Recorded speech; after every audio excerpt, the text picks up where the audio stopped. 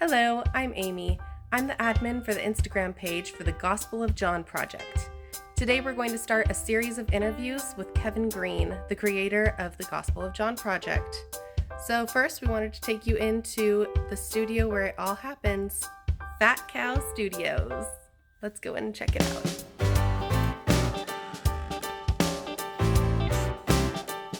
This is Fat Cow Studios. This is where it was all recorded, produced.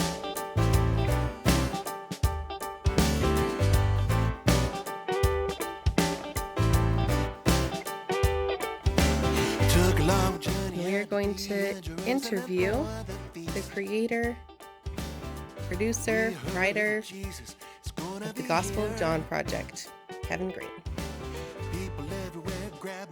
We've got a few questions. So first of all, we want to know, when and how did you come up with the idea for the Gospel of John project? Okay, I don't really remember, but I think it was about 5 years ago. I don't know if it was a one-day moment or it was something that just came over me over the course of time, but I don't know. I just thought it would be the coolest thing to have an entire project with 21 songs, one song per chapter of the Gospel of John, and to put it together like almost like a musical production, like a theatrical production, where each song, it just like tells the next story and the next story and the next story, so that the entire story is told throughout all of them. And so, yeah, it was about 5 years ago. And then I thought, what am I, I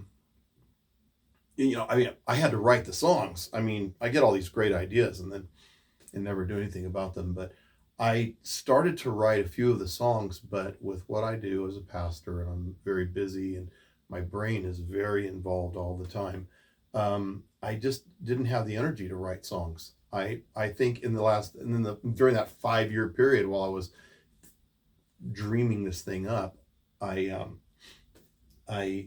wrote one song and wrote the pieces and parts of about 5 other songs.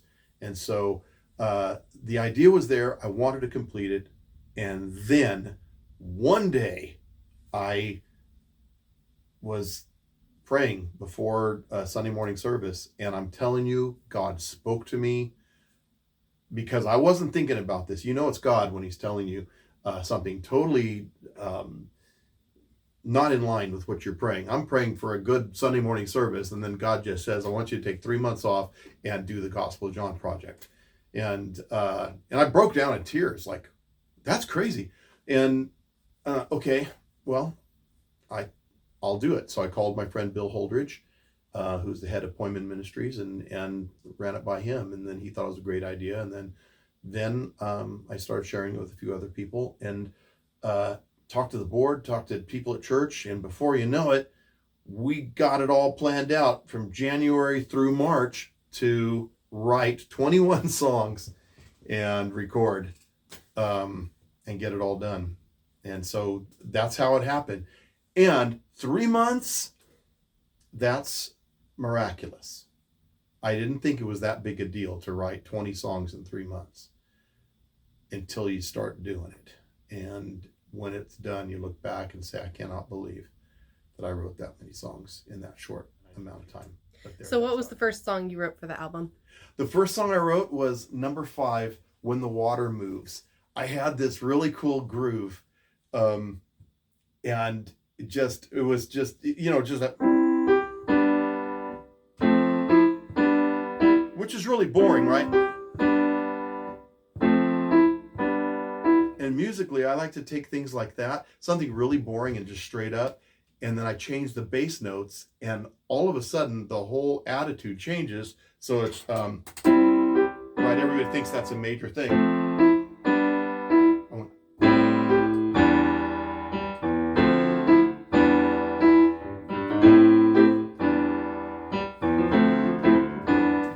And so it changed the whole thing and just had this really nice groove. And I sat on that groove for months and months, and then came up with a melody and that first line. This had to be 3 years ago when I came up with this whole thing, 38 years I've been lying here all alone among the multitude. And it just sat there and didn't do anything. I tried to get a friend to help me write it, and then we ended up fighting. And so I decided to leave him out of it. And I think I completed it about 6 months before January. So I probably completed that song about a year ago. But that was the one song that was done being written before we started, before January 1st. 38 years I've been lying here, all alone among the multitude. All of us laying blind and paralyzed. First one in gets healed when the water moves. Wonder why nobody cares for me. On my own, there's nothing I can do. So, did you plan to write so many different genres, or what was the process for that? I have to write different genres because I have ADD. I get so tired of just one sound of music. And because I just, and I think everybody else thinks the way I do. Turns out they don't. People don't think the way I do. But I just get tired of listening to that same old sound with anybody that you listen to. And so I want to write something that I would listen to, and I think everybody else might not get as bored as well. And so all the different styles came out, and it just kind of keeps me awake when I'm writing. I get so tired of just the regular things. And so I say, okay, I'm going to write this kind of song. And then I write it, and I'm going to write this kind of song, and then I write it. And anyway, I guess maybe it was a plan, but it was a natural plan because it's just what I naturally do. So what was the most difficult song to write for this album, and why was that so difficult? The hardest song to write, well, there were a couple of them that were really hard to come up with. And for some reason, I struggled with chapter 7, Who Is This Man? Because I wanted to talk about the living water, anyone who thirsts, let him come to me. And out of his heart will flow rivers of living water, and I wanted to put that in a song, and I just couldn't do it. And I tried all kinds of different styles, just seeing what would work, and that didn't work out. But I just remembered as I was sharing that was hardest to write. That is actually the third hardest one to write. The second hardest one to write would have to be the resurrection song, What Are You Weeping For? I've written 3 resurrection songs, and you can't improve on resurrection songs, and I think the ones I wrote were pretty good, but I didn't want to write it again, and so I had to come up with something different, and everything I tried with the resurrection songs, it just maybe sounded the same, or it didn't have that, I don't know, that magical thing happen that ought to happen with a resurrection song. And so nothing was really coming out. I have no idea. I can't even remember now how I came up with what I did. What are you reading for? No, I know how I came up with it. I was reading the Bible. I was there in John chapter 20 reading the resurrection, and I just kept noticing that everybody kept asking Mary, why are you crying? The angel said, what are you crying for? And then Jesus said, what are you crying for? And it's like, I just took that and just thought, man, this is a great happy occasion, and Mary didn't know it. And so that's when the whole, just drew, just that whole thing. But the most hardest of all songs to write was the first song, Behold the Lamb of God. that was, I think, the 11th or 12th song for that song. I had 10 other songs, 10 other totally different ideas, and I would say, yes, that's it. And the next day I would play it again, and it just wasn't it. And I didn't know what I was going to do. And I was driving back from somewhere on the 20. Most of these songs were written on the 20. And as I was driving on the 20, the this little groove just started popping up in my head, you know. And then I heard it all. I just heard it. Had to pull the car over and write it down. And but yeah, I just heard it. After all that effort to try to come up with something, and I've been trying to come up with something for the first song for about 7 months. And then when we started in January to devote all my time to it, just that first few weeks, just trying so hard to come up with the first song. And anyway, so I ended up with what I have now. And I can't say it's representative of the recording, because it's kind of that Steely Dan groove kind of a thing that the rest of the album doesn't have. So you don't listen to it and say, oh, this is what it's going to sound like, because that's not what the album sounds like. But there's not one song where you can say the album sounds like this. So anyway, so that was the first song, and it turned out good. I liked what everybody contributed to that song. So this album is different than a lot of your other albums in so many different ways. But one of the ways is that in this album, you included multiple other artists. Uh-huh. So how many other artists did you actually have contribute to this album? I had, Dwayne Clark played bass on the first song. My buddy Dwayne, from all the way back when we first got saved 30 something years ago.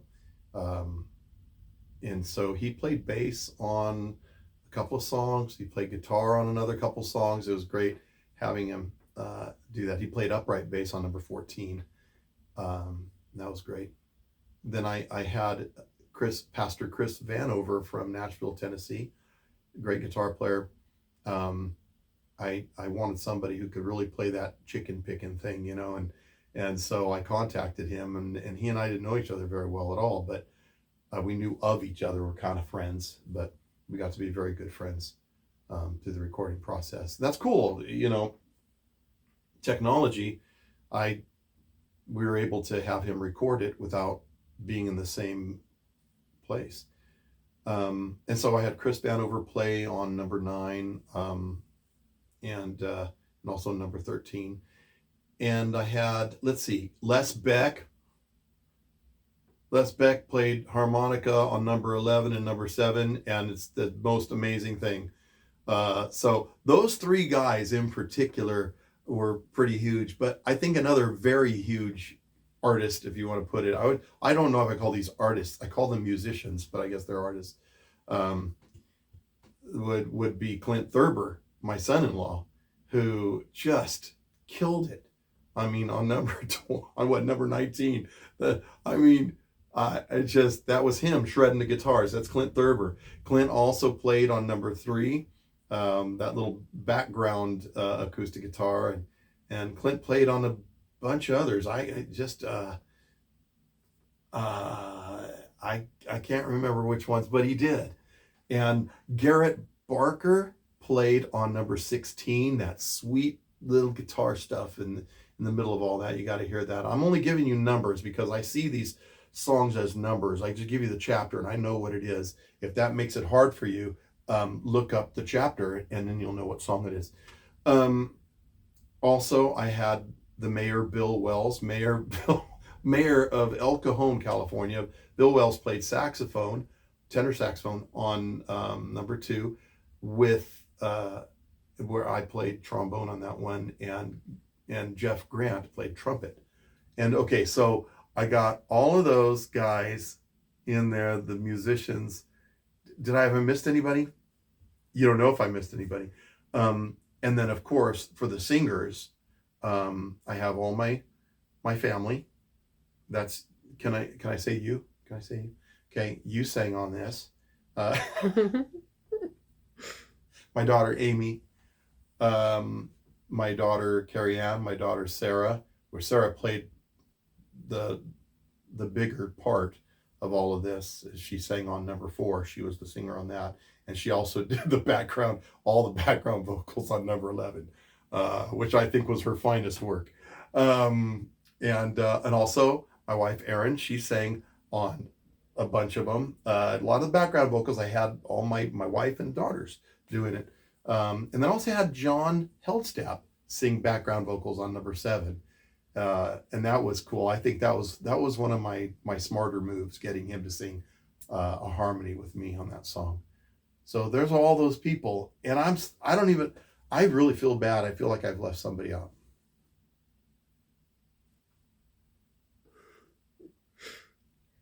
So anybody who ends up listening to this album ends up with at least one favorite song.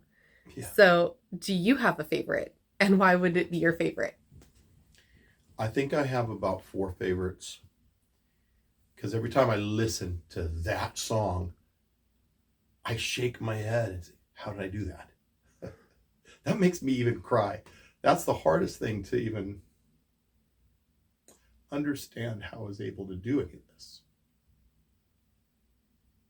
Because it's a miracle. Some of these songs are a miracle that they came out of me. It's just, but I know this sounds crazy, but one of the 4 favorites, by the way, I just pulled that number 4 out of it because I think it's 4. It could be 5, it could be 6, it could be 3. But number 11, Used to Be Dead. I can't believe I wrote that. And a lot of people, they love that song, and the harmonica work by Les is just amazing. But it's really funny. I even get surprised when I play that song for some people, and they go, "Yeah, it's a pretty good song." I go, "No, it's not. It's a great song. It's an awesome song." What do you mean it's a pretty good song? That's incredible. And I can talk that way because I'm removed from it. I don't talk about this like I'm this great writer. I talk about this like how in the world did I do that? Like I accidentally wrote it, you know. But I just think that is one of the most, I mean, lyrically that song does something to me.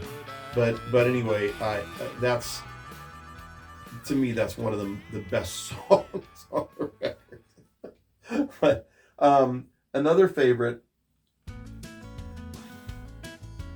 of mine would be number 9. It's funny, the kind of country songs are the ones that I'm, number 9, what's that called? Now I See, which Chris Vanover played the lead guitar on that.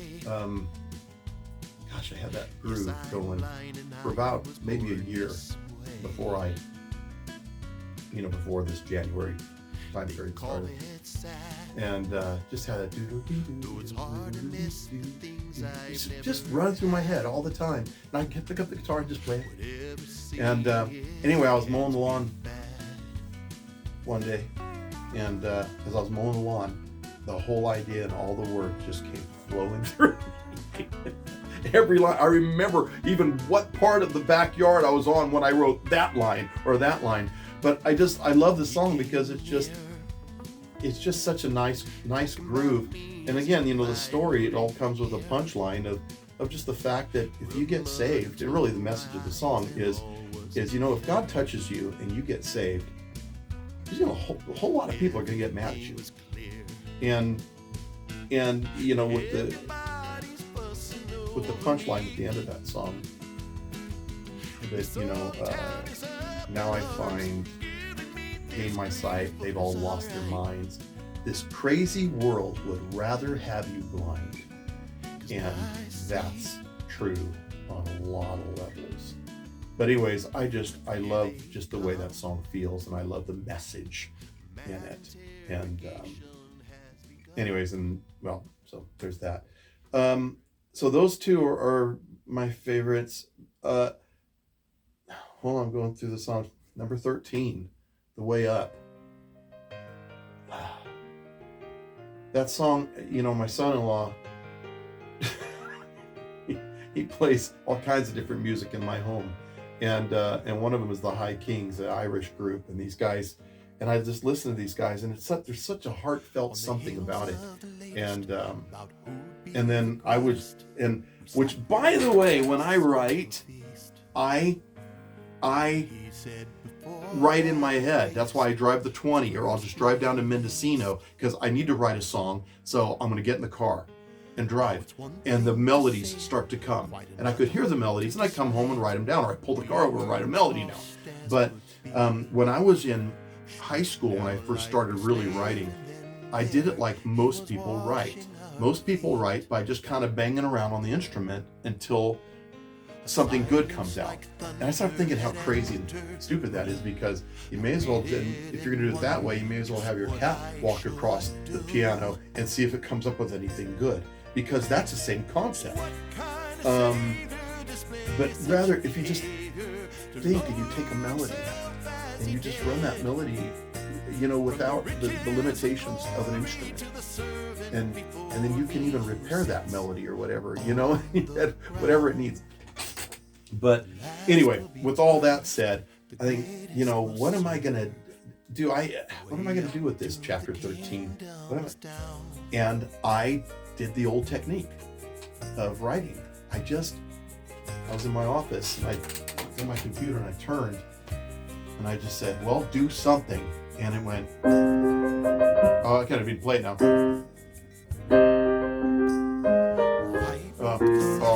can't do it. We'll edit that. Why don't I have a pedal?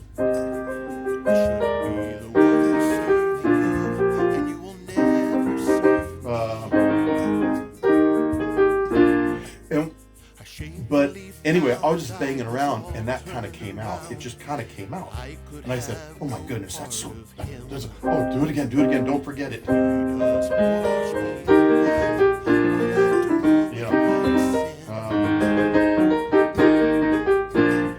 I just kept doing that. And then I started singing with it. And the melody was so familiar sounding to me. It was different. It was a different melody for me to write. And I went ahead and wrote it, and I went to Amy, my daughter, and son-in-law, and said, I gotta play this for you because I think I stole it. And, because it sounds like the High Kings. And so we listened to about 10 High King songs. And then Amy started looking for other songs to listen to. Wait, maybe it sounds like this one, maybe it's not. And then we all concluded, nope, you didn't steal it. It only sounds stolen. And so I kept that melody, kept the whole thing. And then for the thing about it though, it is the one song. Now there's about 3 songs, but it is the one song mostly that when I went to sing the lead vocal on this, I had to take like 4 or 5 takes because I break down in tears during the chorus. I still don't know why that just destroys me. Why that chorus destroys me.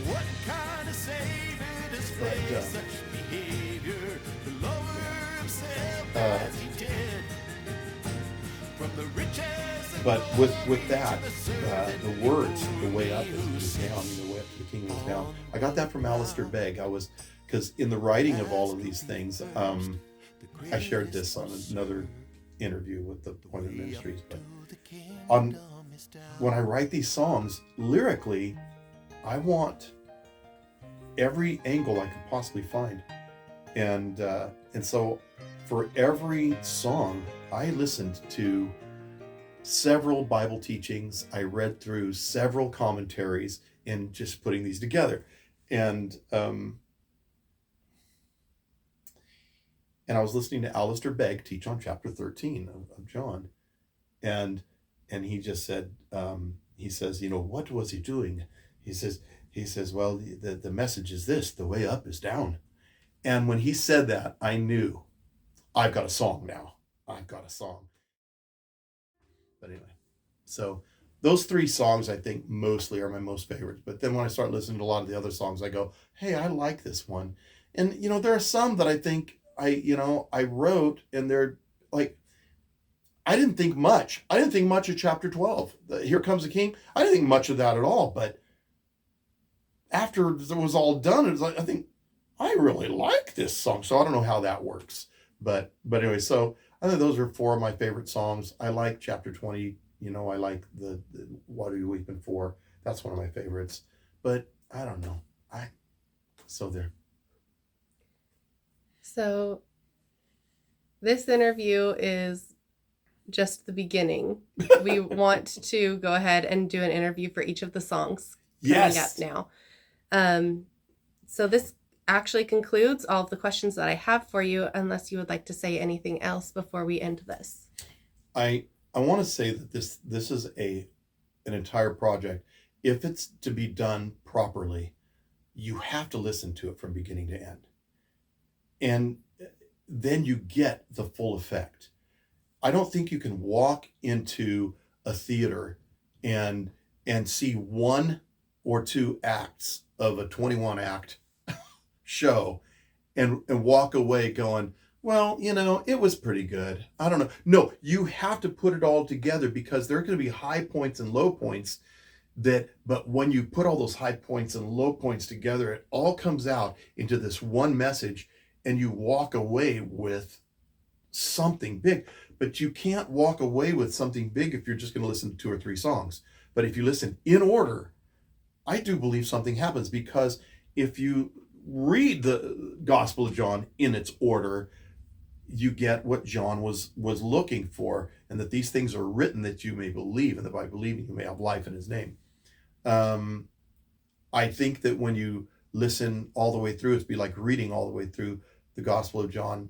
And like I was thinking, I say this on Sunday morning at church, that you meet 2 people. You're going to meet Jesus and know him better, but you're also going to meet yourself and know yourself better. And so I think it's really important to get the whole picture. And I just discovered something about the whole picture. The very first line of the entire album and the very last line of the entire album tells the whole story. This is crazy. The first line is Twisted World. The last line of the last song is You Love Me. That's what this is all about. So that's what I want to say. What kind of savior displays such behavior to lower himself as he did? From the riches and glory to the servant before me who sits on the ground. The last will be first, the greatest will serve. The way up to the kingdom is down.